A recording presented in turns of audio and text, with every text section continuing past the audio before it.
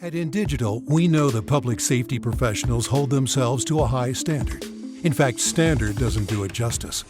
In over 25 years working alongside you, carrying millions of calls over our IP networks, your dedication has inspired us.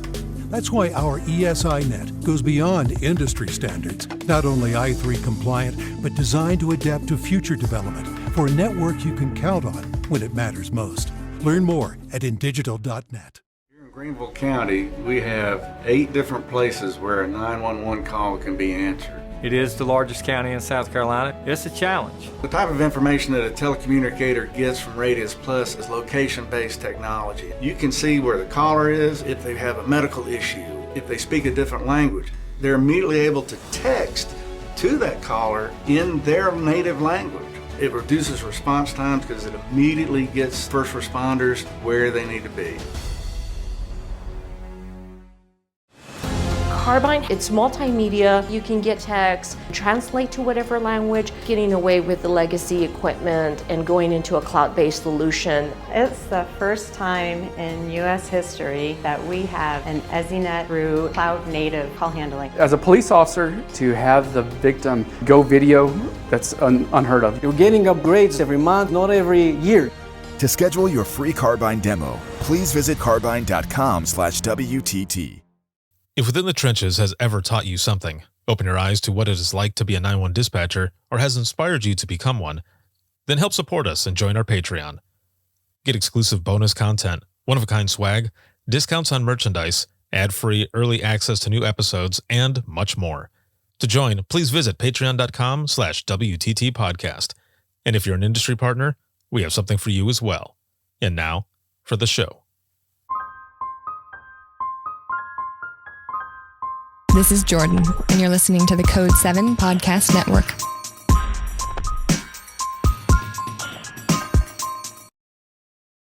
Warning.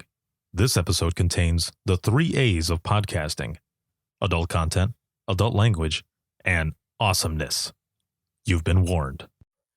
Hey, what's going on? It's Ricardo of the Code 7 Podcast Network, and this is Within the Trenches, true stories from the 911 dispatchers who live them. This episode is sponsored by InDigital, as well as Rapid Deploy and Carbine, and this is actually going to be an episode that is based around Imagine Listening, a session that I do at different conferences where I have dispatchers in the audience share their IM 911 stories, and then, of course, after that is open mic, where we share the lighter side of dispatch. For this session, there are going to be some stories that were submitted, which are right here, and I'm going to go ahead and read those and have that audio in the episode. And then after that, you'll hear the audio from all of those who shared stories on the microphone. So without further ado, here is Imagine Listening.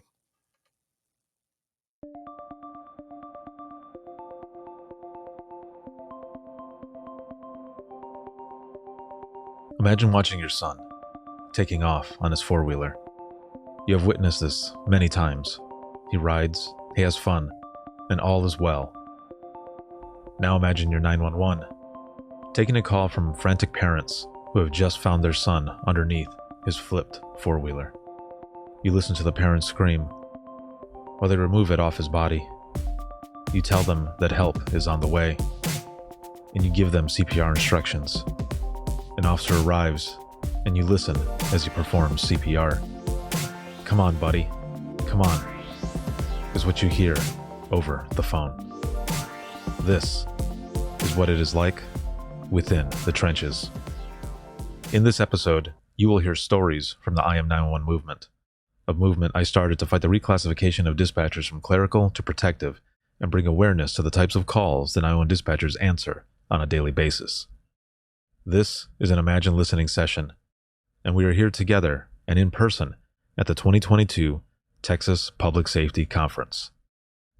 Now, you heard the warning at the beginning, but I must warn you again and add that if you suffer from PTSD or have suicidal tendencies, you are listening at your own risk.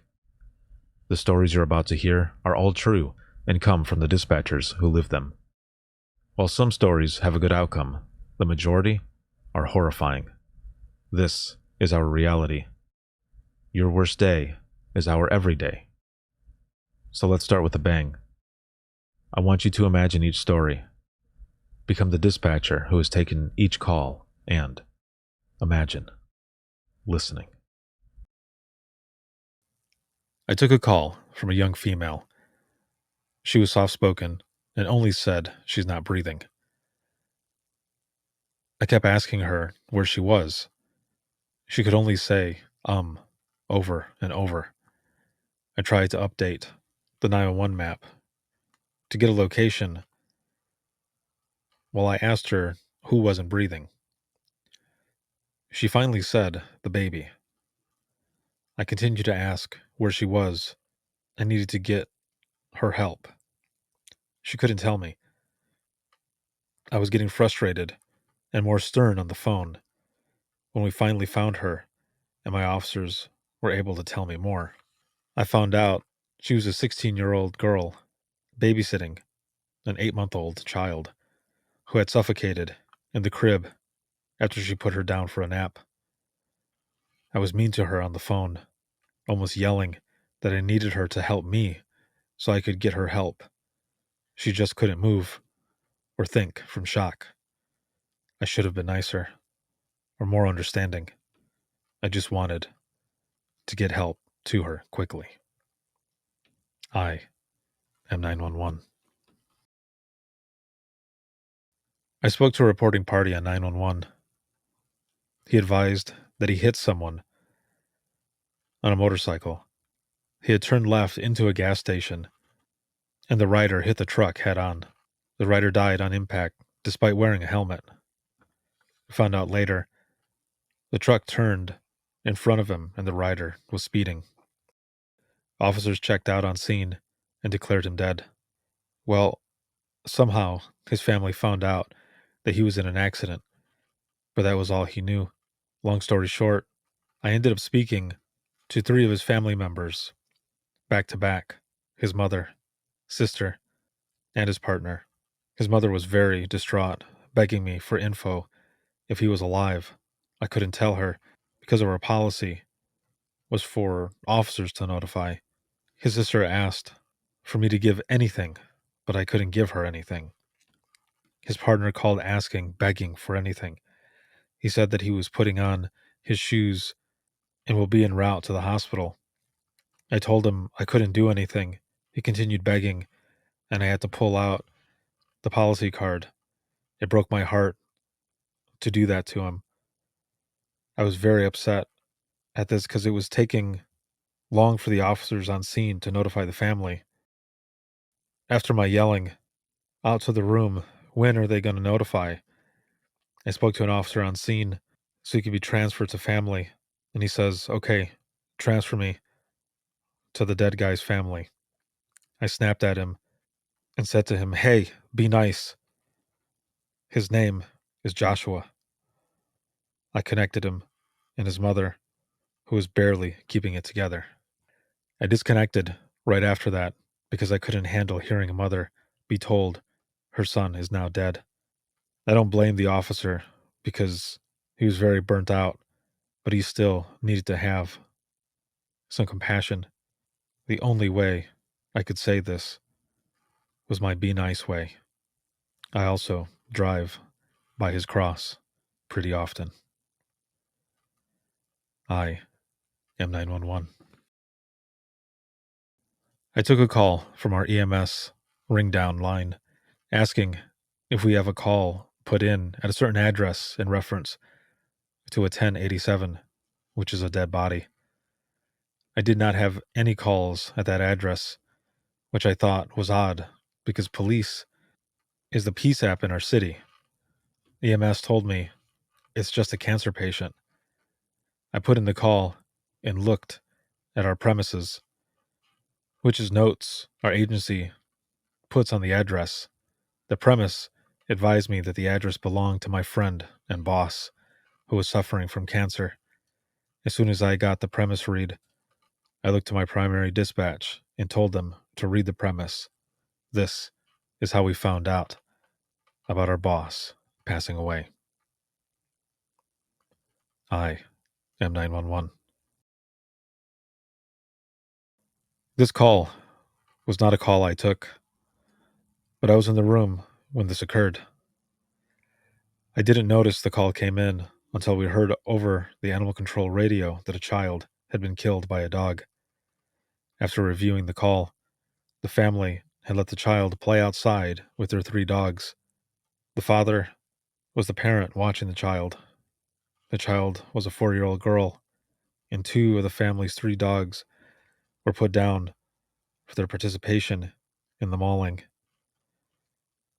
If this family feels like most of us do about dogs being family, they had 3 children killed that day. I am 911. It was another hurricane affecting the Gulf Coast. Hurricane Harvey devastated the city I worked for. During my 32-hour shift, I answered nonstop calls for rescue, people begging for help, people believing they will drown to death, citizens calling to let 911 know they are on the roof, loved ones calling from other states, people that held on 911 for as long as 20 minutes. The cries, the begging, the anger, and frustration continued to build. EMS and fire not able to respond added to the heartbreak. Someone advising callers to tie off a body to a pole with the name and date of birth to identify the deceased. These were just some of the mental challenges I endured during that event, the disaster. I am 911. I was a newer dispatcher, probably about 9 months in. I started my career as a job. I didn't think it would be a calling, but this call was the reason I kept going. I got a 911 call about a child being left in a vehicle. It was harder because the baby was born the same day as my son. Both children were released from the hospital. In fact, we stood next to each other, waiting to load up the kids. So back to the call. Mother was unloading groceries and told an 8-year-old boy to get the baby out of the car. The 8-year-old, being a little boy, decided to go play. The baby was in the car 4 hours in 95 to 100-degree weather. Officers tried CPR, but it was too late. The baby's internal temps were over 125 degrees. I kept it all inside until I saw my son that night. I am 911. We were short-staffed that day on a busy Saturday morning. I answered the call when all of our lines light up to you screaming that your neighbor had shot your husband in the alley over a dispute of a mattress. You said that your husband was beyond help. I advised for you to get to safety. Your screams are in my head. I saw you later that day when I took my break. You were still covered in your husband's blood. I am 911. I have been doing this for about 12 years and have always been able to do a pretty good job with keeping work and my home separate. I had recently started a new job at an agency closer to home and a more administrative role. I was at work in the classroom doing some training when all the phones blew up. I came in to help answer some of the calls and assist with radio traffic. My peers all taking calls for the same incident. A father, hysterical, received a call from his family saying his son was shot. Another caller, an aunt, she came home to her brother-in-law in the front yard with a self-inflicted gunshot wound. Her niece and nephew in the backyard, both shot in the back of the head. I listened to my coworkers attempt to start CPR. I finally get a chance to look at the screen and see the address. My heart sinks. I know these kids. My son was at home, but was supposed to be there that day, but childcare didn't work out. The 2 kids were his cousins. 10, and 8 years old. I am 911. This is not the worst call I have taken, but it will stay with me forever. I received a call from a woman who was screaming. She had just discovered the body of her husband lying in a pool of blood in the bathroom. I managed to get the address from her and sent the call to officers and paramedics before attempting to start CPR. She was screaming so loudly that she couldn't hear me, and after a minute of trying to get her attention, I stopped talking. I have always been able to get through difficult calls by reminding myself I have a job to do, but this call changed that. I was stripped of my job and instead given a front row seat to the worst moment of someone's life. I stayed in the line for 2 more minutes of pleading, blood-curdling screams, and guttural crying. Officers arrived on scene, and I disconnected. I was in shock from having been a witness to that moment and started crying myself shortly after. I am 911. Some might think working a small, rural agency is easy due to the lower call volume, but knowing the majority of your callers takes its toll. I received a call from a young female caller, starting in a panicked voice. "He's not breathing. He's changing colors." I began asking the required info, but the caller was distraught and not listening. She yelled, "I don't know what happened. He just fell. We've been at our grandpa's for a party." I finally get through to her. I get the address and ask name only to realize it was my younger first cousin on the floor, not breathing. The call was transferred to EMS for pre-arrival instructions while I paged EMS and sent out the info. The working police units could hear the slight worry or quiver in my voice. The officer called me to see what was wrong and if I was okay. I advised them I was fine, but it's my cousin, and he has severe asthma. They rushed to the scene, as they are usually faster on scene than EMS. My cousin ended up being fine, but something about hearing a familiar name on the 911 phone hit just a bit different. I am 911. January 2019. 3 months out of training. I received a call that a train just hit a school bus. 911 was going off the wall, and I yelled out, "A train hit a bus." Everyone in the PD ran out after I gave them the location where it finally stopped. We sent fire and EMS. We weren't sure if it was a full bus or what. The officers arrived on scene and were yelling back and forth over the radio, and fire got on scene. They were yelling to get 4 ambulances from here, 4 ambulances from there, and get a chopper on standby. There was only 2 children, cousins, on the bus with the driver. They tried jumping out and didn't make it. The train ran over him, and the girl was trapped under the seat. She was flown to Children's, and she ended up making it, but it sure hits home as a mother. I am 911. Thank you to everyone who wrote down a story and submitted them during the Imagine Listening session. The following audio will be from those who shared stories out loud. It was a decent day, sunny afternoon. The previous agency I worked for, we have an island connected to our city as well.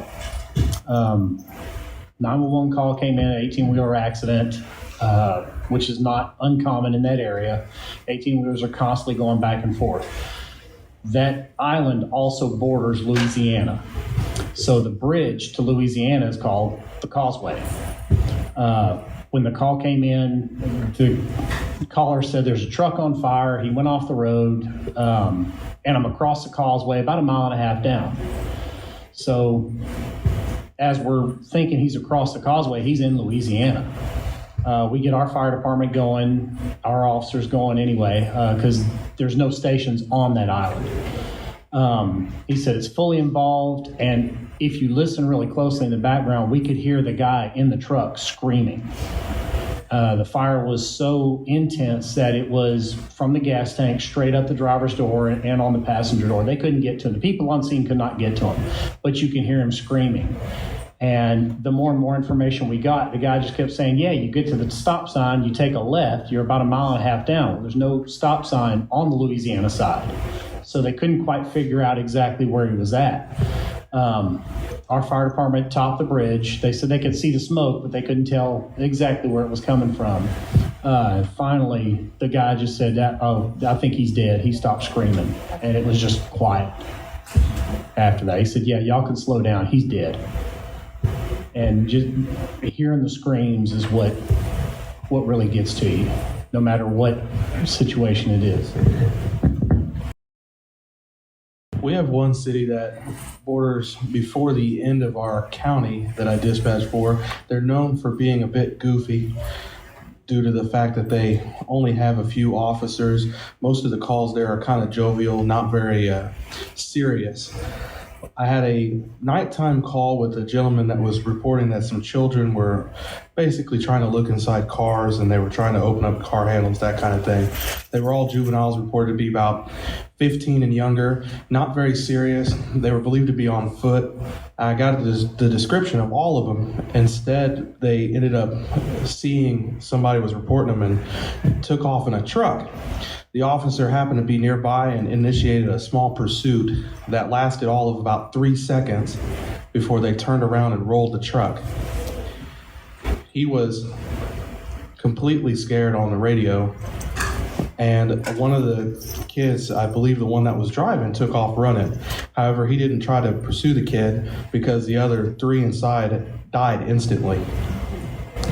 So I felt bad for the caller, who had no idea, but the other child didn't know that he just killed his friends. He jumped into a backyard and wasn't found until the next day, as they still had the perimeter set up and he was just tired from hiding. The part that made it so hard were so many parents were calling in believing that it was their children, and they had already identified them. And so we had to speak to the same people, including myself, numerous times knowing that it was their kid, and we couldn't release the information yet. And it's difficult to speak to someone that knows that their child hadn't come home in the previous night, and then they understand that maybe they're getting calls from other family members that have put it together, that those are people that they were with, and starting to really figure out what's going on. And nobody exceeded the age of 17. The child that was driving was only 13. And so you feel a little bit of responsibility that you just got some kids killed over something as stupid as they were taking change, like coins, out of people's vehicles, not anything of any value. So this was actually my first night as a trainer with a brand new trainee, very first day. And we got a call from a suicide hotline of a veteran threatening to commit suicide. And he refused to give his location, but we sat there and we talked to him for over an hour. We listened to him cry, listened to him sit there and say how everybody hated him. He was a Vietnam veteran. So when he came back, everybody did hate him, and he still believed it years later. And it was hard, but talking to him for over an hour, we got him to tell us where he worked, and how he went to work, what grocery store he went to. So without really him giving us his address, we were able to get directions to his house and get a deputy over there who was also a veteran, because he refused to talk to anyone besides myself or a fellow veteran. And staying on the phone with him for over an hour, listening to him cry, asking questions about him, telling him, hey, look, people do care. There are people out there that care about you. Whether you feel like there are right now or not, there are people who care. You are loved, you are needed, you are wanted. It was really hard because I have family who are veterans as well, and just imagining it being them on the other end of the line, I was trying to give him as much care and compassion as I possibly could. And luckily this time it was a good outcome because the deputy did get out there and was able to talk to him and get him the help that he needed. And probably about 4 months later, he actually called back into our dispatch center and thanked my supervisors for having me on the phones that night to get him through his darkest night. We had just finished working our hurricane July 31st of 2008. Showed up to work. EOC had just closed down. We realized our senior dispatcher, my academy partner, was coming back to work, and showed up, didn't see his car, didn't see his motorcycle. Walked in a dispatch, logged in, and as soon as I logged in, I mean, you know something major happens when your board lights up. It lit up, picked up. It was a motor vehicle crash. Vehicle had hit a motorcyclist head on. We get the location. Wait a minute, let me transfer you to the appropriate agency. Stay on the line. Our supervisor, the afternoon supervisor, was about to leave, and I told him, hey, there's an accident here. So-and-so's not here. Call that agency, call, hey, do you have the individual involved in that head-on collision? Is it so-and-so? We don't have a name yet. Is it a Hayabusa motorcycle? And that TC jumps on the radio, asks that officer, and affirmative. Is that driver wearing the red and black helmet? Affirmative, who's asking?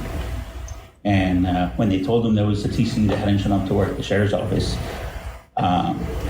get a phone number for the family. And that's the first time we knew it was going to be difficult. Unfortunately, he didn't make it. But that was the most difficult call to process, is knowing that individual on the other end is someone you're sitting next to in the academy at work.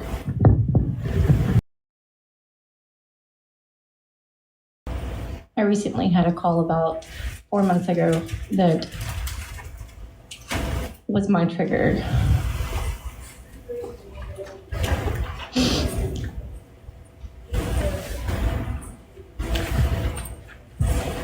I had a lady call in, and she had been beaten by her husband for the last 3 days.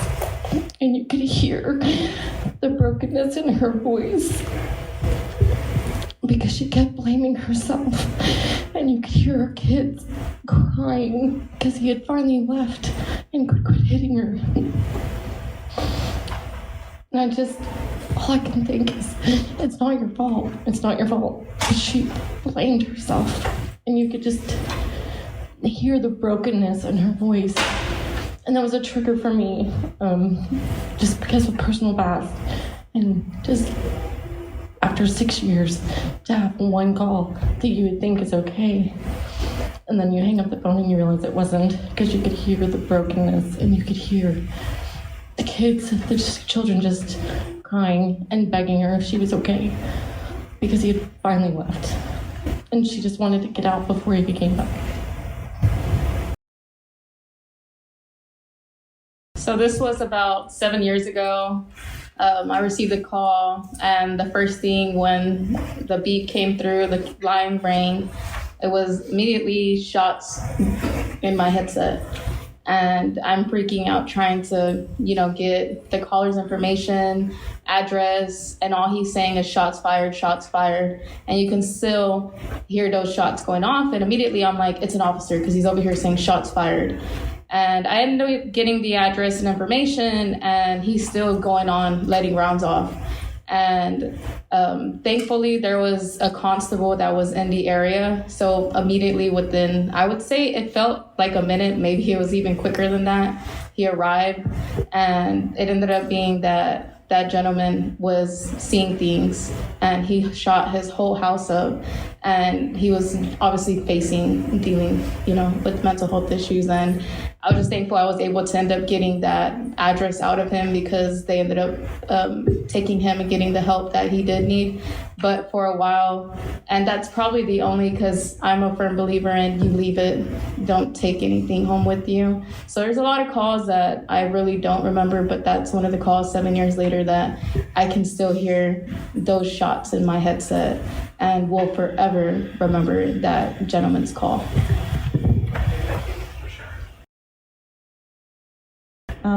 One of the calls that still sticks with me to this day was a man who had called in the middle of the night saying that his wife, he woke up and his wife was unconscious. She wasn't breathing. And I stayed on the line while I transferred to EMS, and they continued with the CPR instructions. And you could hear him saying that she just had a baby 2 weeks ago, and was crying as he was trying to do CPR and saying, "Baby, please don't leave me. What am I gonna do? What are we gonna do?" And then all of a sudden you hear 2 children in the background screaming and crying and saying, "What's wrong with mommy?"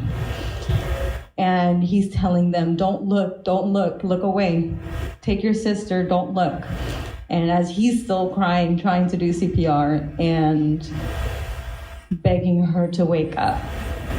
As a mother of 2 young kids, it's hard listening to that and not taking it home with you.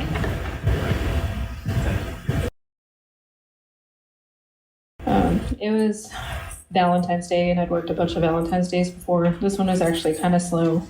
I was taking 911 calls. It was a pretty easy day. And then I get a call from a little girl. She's about 13 or 14 years old. And she's sobbing, and I couldn't understand her at first.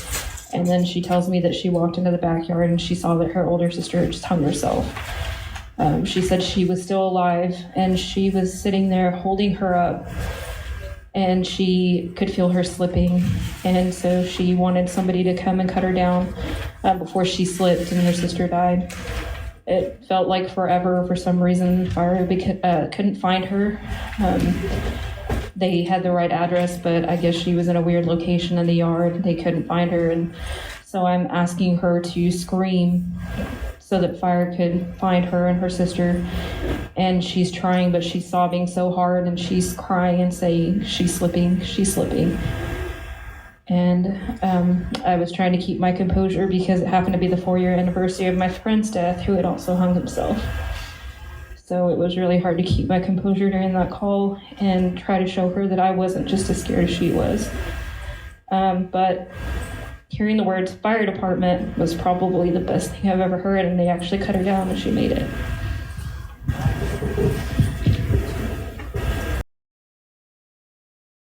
It was January 14th, 2020.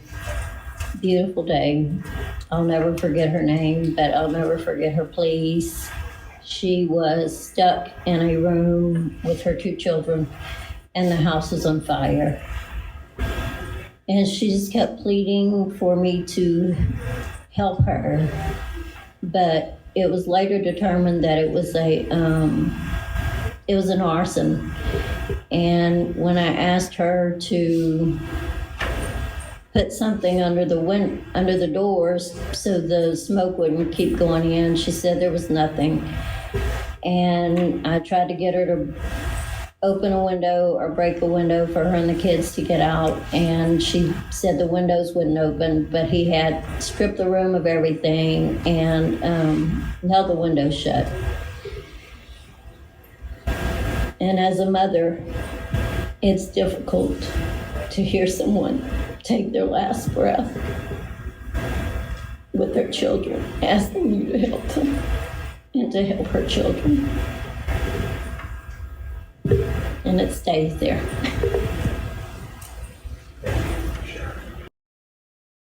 It might not seem like it, but I swear to you, sharing is a good thing.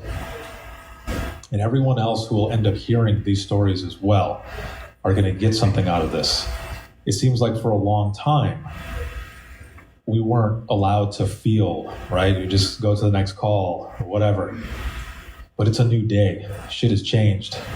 And we're actually sharing. So this is a good thing. And just thank you so much for being here and sharing and being here in support of each other. I remember taking a call from a 10-year-old little girl who had just gotten home from school. She was all by herself, and a man broke into their house. She was horrified and scared and didn't know what to do. She had a 2-story house, so I asked her if she could go upstairs because she knew the guy was already inside the house, if she could get up there safely. She did. She went in her room and tried to close her door and put something in front of it, but she wasn't strong enough to move anything heavy enough to keep somebody from coming into her room.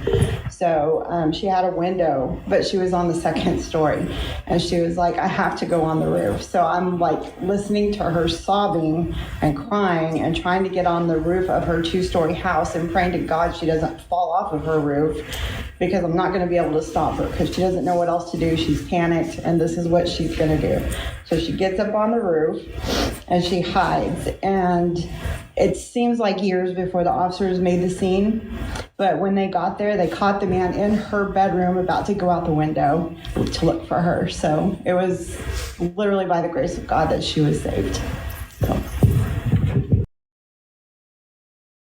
So I got a call from a man who just woke up to his wife's lifeless body.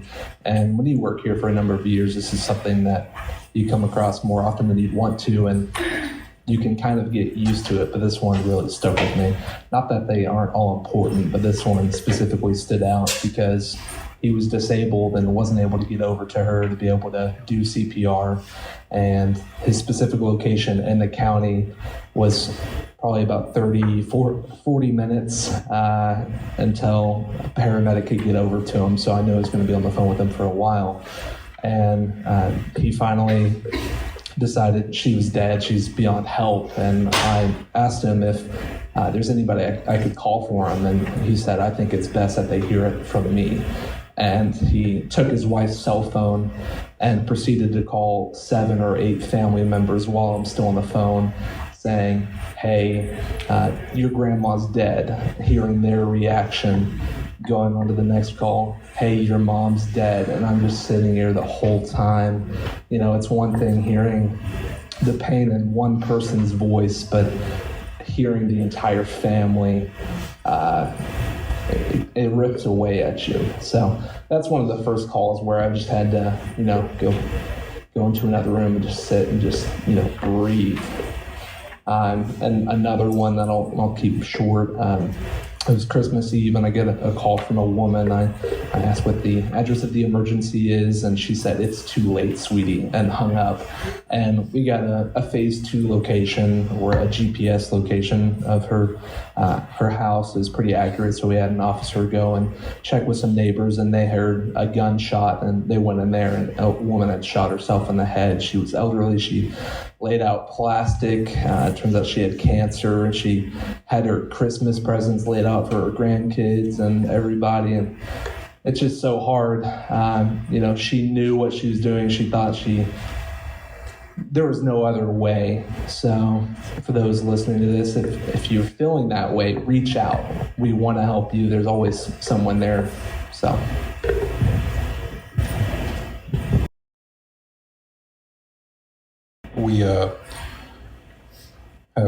We're probably the largest agency within our surrounding counties, and every county that surrounds us is very rural. Most of the time, just 1, maybe 2 dispatchers on, especially at nighttime. And it was around the end of shift, and I got a phone call, and it was all I heard was a woman screaming, and I believe her husband took the phone and said that their child was not breathing in the crib, and her lips were blue. And so I transferred it to the next county over, and I tried to give the address above the screaming, and then I disconnected after a second because I didn't want to hear any more of it. And then probably a minute or 2 later, I answer the phone again. It's the same lady screaming again.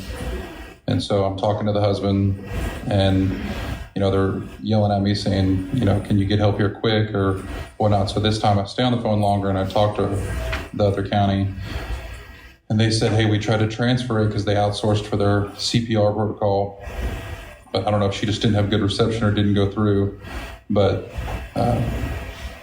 somehow the line got disconnected again. They said they had somebody around. I kick myself all the time for not going through the CPR protocol because I had her on the phone. And I don't know what happened, but just to hear the lady's screams and stuff, so. So this was a Christmas Eve. Our jurisdiction has a major highway, and it had already been a rough holiday season, starting off in, Halloween, kind of rolled heavy through Thanksgiving, and it's coming up on Christmas. We start getting 911 calls for a disabled vehicle on the southbound side of the highway. And we're getting good descriptions, what lane it's in. We get officers dispatched, and I've got an officer that's close. In fact, she's probably a half mile, quarter mile from it. She's just got to turn around. Few minutes, not even a few minutes later, we get lit up on 911, and I answer, and I have a very good caller, but she says, I think you've got to get somebody up here. There's a body in the northbound lanes of the highway, and it looks like it's already been hit. She said, I really hope it's a deer. I'm circling back around to go see it, but I think it's a woman. And we get more calls. My partners are taking calls. And it's in the evening. It's just after dark. It's night shift. And officers finally get there, and they're hauling butt. They're running code. And we get descriptions on where this lady is, and it turns out that the descriptions from her going from the inside lane to the middle lane, she had been hit by 3 vehicles, and my officers came up, sure enough, and we closed the highway, got everybody there, and it turned out she was a mom who was coming home from shopping. She had all her Christmas presents in the back of the car, and she was on her way home. And she was actually had been talking on the phone to her husband. Her vehicle had a flat, and she didn't know that she needed to pull off the road. She ended up stopping in the fast lane, and a vehicle had hit her and her car and launched her into the northbound lanes, where she was subsequently run over several times. And it was pretty rough, rough for that family, and kind of rough call to take altogether.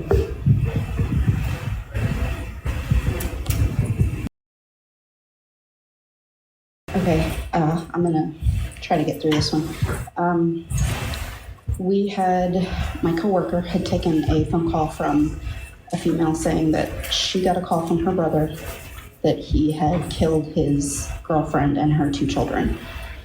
My coworker was still trying to get information, where it was, what was going on. The sister wasn't there. She had no idea.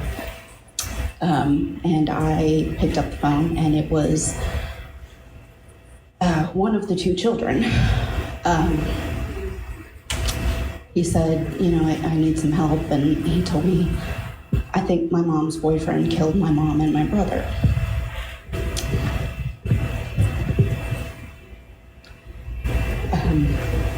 He was able to look outside and tell me that his boyfriend took his mom's vehicle. Kid callers are great because he was able to tell me so much information, what kind of vehicle it was.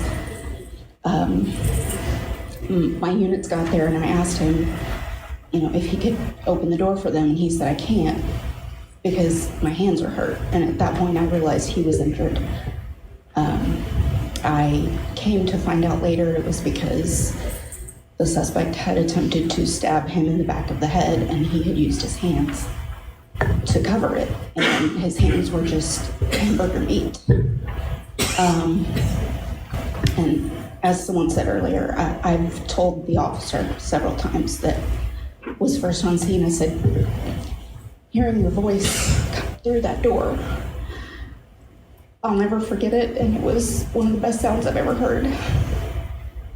They did end up catching the suspect later. He had gone north to Oklahoma, but they found him. So he is currently in prison for that. But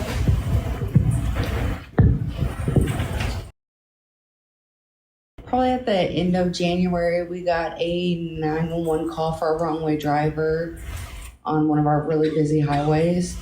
And the location the first driver gave us was just outside of our city limits, going the opposite direction.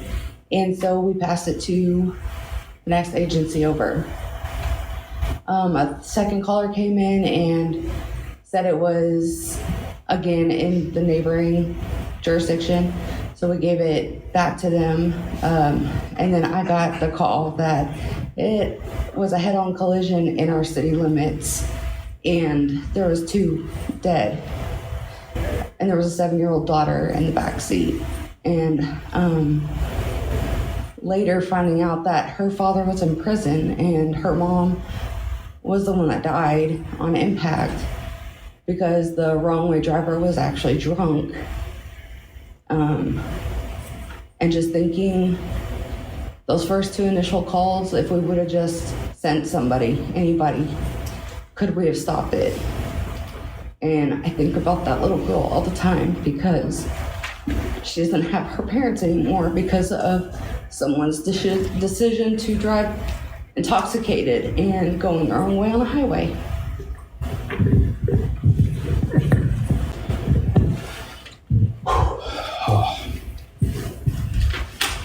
All right.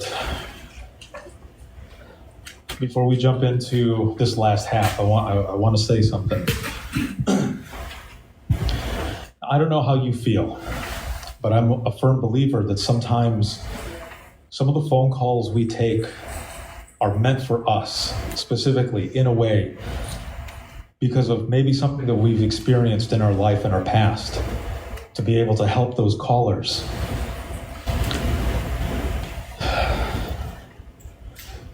When I was in dispatch, I was having a lot of back problems and neck problems. And our phone system wasn't the greatest. Our headsets, not the greatest. They didn't always work. So for me, I was always like this with my phone. I'm sure a lot of you have done the same thing. And I didn't know what to do to help me. So believe it or not, I ended up getting into yoga. And it actually, like stretching and everything, really helped all the pain. It was the only thing that helped. And one night a lady called. She was suicidal, and she was having a lot of back and neck pain. So, what do we do with these callers? We're empaths. We put ourselves in their shoes, right, so that we can relate.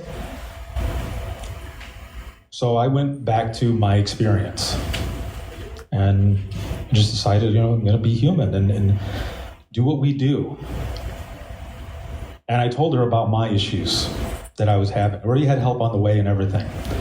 But there was still time, that we got to sometimes figure out what is it that we're going to say to these people while they're calling us for help. And we're the ones who need to be calm, cool, and collected. But in the back of our minds, sometimes we're freaking out just like they are. So I told her about this, and I told her about yoga. And at the end of it, she said thank you, and that she didn't want to kill herself anymore. All because of my experience. It worked. That's why I say I feel like sometimes those phone calls are meant for us. And for shit, for all I know, she could be a yoga instructor somewhere. I don't know. But every time I practice yoga, I think of that person. So thank you for being here and sharing these stories. And even if you didn't share a story, I'm glad that you're here in support of each other. Because one of the big things that we deal with is closure, right? We don't always get that closure, but being in a room like this, sharing these stories, we're able to heal and find some form of closure out of it. So thank you. And a round of applause for everyone who shared a story, please.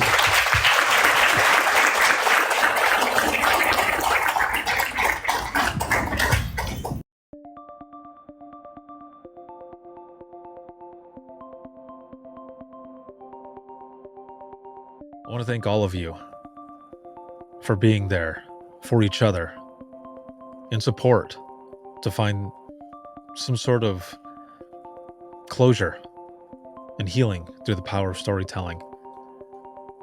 I've said it once and I'll say it again. It's hard to explain what it's like to be there for an Imagine Listening session, to be in a room with people who know exactly what it is that you're going through. It's a peer support session. We're there, we're able to share stories. And if you didn't share a story, it's okay, because again, you were there in support of each other. So thank you, all of you, for being there. You're the most vital piece of public safety, and not a lot of people can do the job that you do. So thank you for what you do. Continue doing it. Hold your head up high. This episode has been sponsored by InDigital as well as Rapid Deploy and Carbine. And if you have any questions, you can email us, and that'll be wttpodcast@gmail.com. Once again, that is wttpodcast@gmail.com. If you're looking for any bonus content, you can check us out, and that is patreon.com/wttpodcast. You can see this episode on Facebook, Twitter, as well as YouTube, and you can listen 24/7 on Apple Podcasts, iHeartRadio, Spotify, your favorite podcasting app, and withinthetrenches.net. Once again, thank you, all of you, for being there during that session, and of course, all of you right now who are watching as well as listening. Thank you for the continued support for all of these amazing people who are sharing these powerful stories. Thank you. We'll see you in the next one.